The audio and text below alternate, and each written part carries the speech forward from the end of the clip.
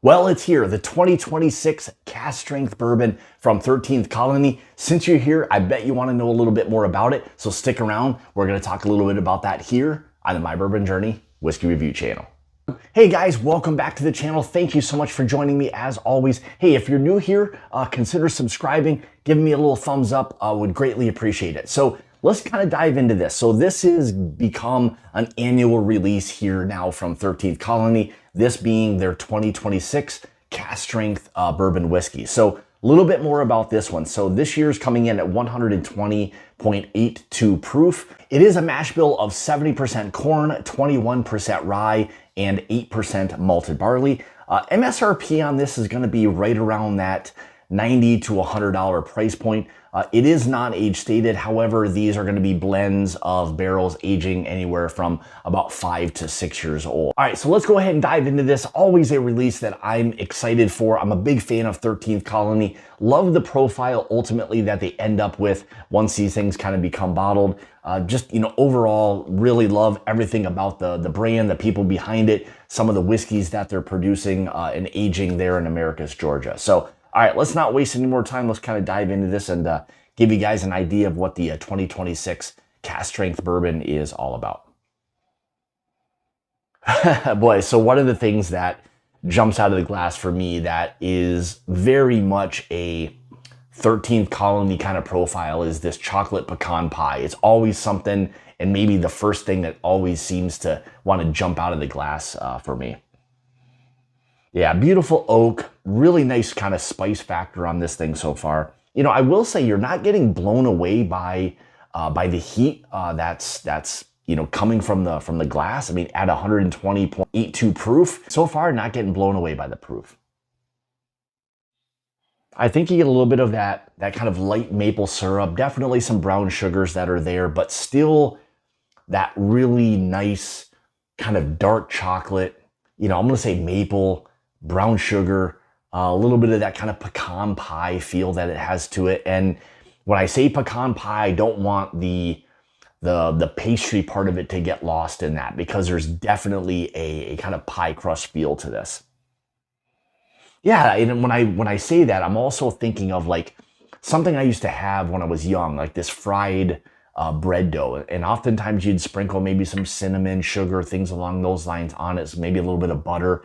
Very rich, just extremely tasty. It was just something that I used to have as a kid kind of growing up quite a bit. And this nose brings me right back to that. Yeah, overall, just beautiful, beautiful nose. So, all right, let's go ahead and dive into the palate and see what the 2026 Cask Strength Bourbon Whiskey from 13th Colony is all about. Cheers.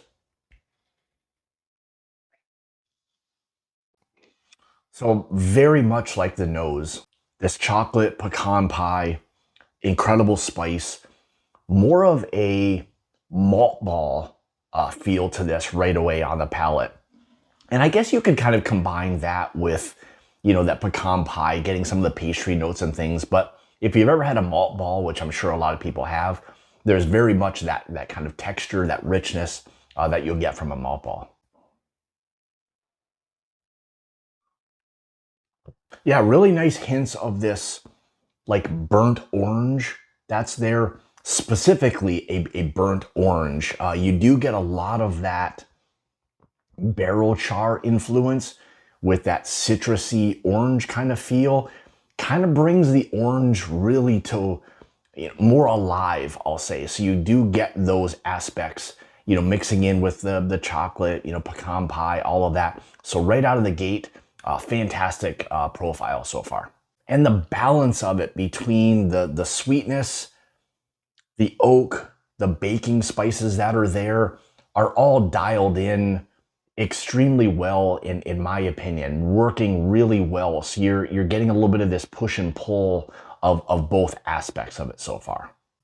A nice heat so far. You're not getting blown away. I think it kind of drinks right at its proof point, maybe a slightly below, I'll say between that 115, maybe 120 proof.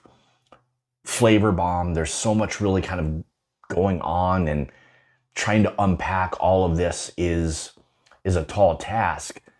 But I think as you kind of get into it and you dissect some of the layers that it has, you start to really identify that this is a very well blended cask strength bourbon. And the sweetness that this has, I think, makes this very approachable, especially at 120 plus proof.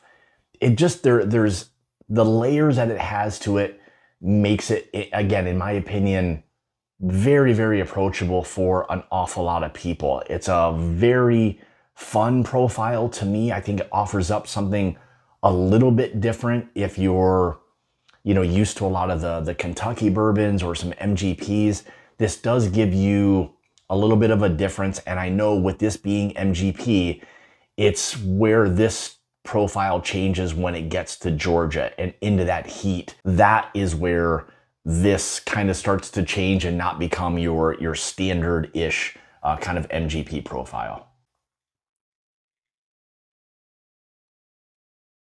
Yeah, I think as it sits on the palate a little bit more, in addition to the oak and the spice and a little bit of the kind of chocolate pecan pie, you start to get into a little bit more of those brown sugars, a little bit of a maple kind of feel. Love the lingering spice that it has to it, which is nice. Keeps the feel of this really lengthening the finish, wanting to feel like it's kind of continuing to develop, on the palate.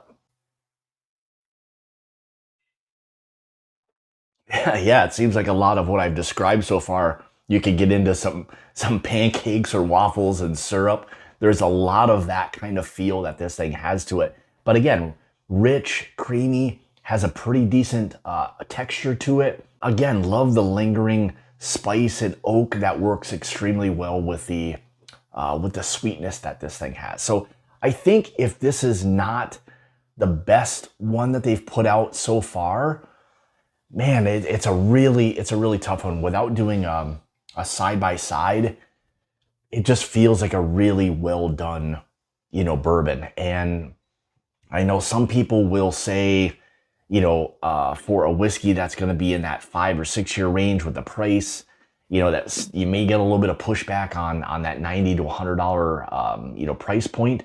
But man, overall, it feels like a profile and the kind of whiskey that really does justify, that price point. So I'll say this, I mean, overall, I think they've stayed very tried and true with what it is that they put out. And this 26th release of their cask strength bourbon really just kind of follows suit. I think they continue to do a fantastic job.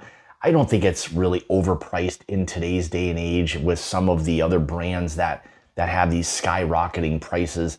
At 90 or 100 bucks, I know you may get a little pushback for the 5 to 6 year, kind of range or age range, but I think for what it is you're getting, it feels like a really, really solid bourbon, and one that I would be, really recommending to an awful lot of people to at least try something that's going to be different, not necessarily unique, but give you a little bit of a different kind of profile that it has. So overall, I think they've done a really nice job with the 26th release of this cask strength bourbon.